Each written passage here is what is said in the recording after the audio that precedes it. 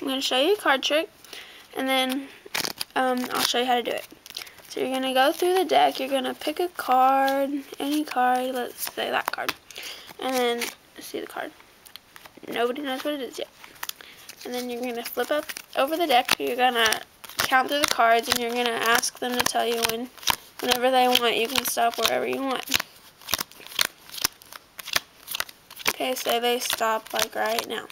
So you flip them over, oops, you pick a pile, say they pick this pile, so you're going to flip over this card, and since it's an ace, we're only going to count one, and we're going to make a pile of 1.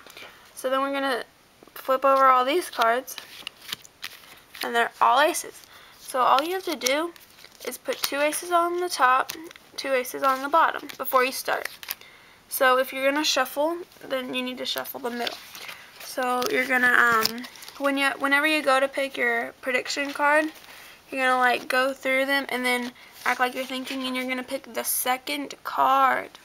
So pick the second card, and then you're going to turn them over, and then you're going to start like, you're going to be like, okay, I'm going to go through the deck or whatever.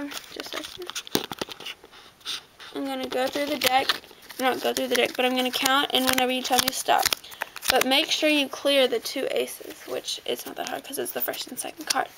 You're going to talk to them and then tell them that they can tell you when to stop. Say they stop here.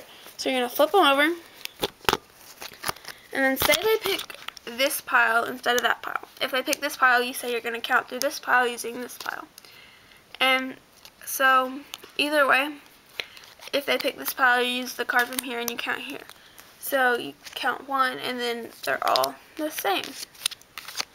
Okay, bye.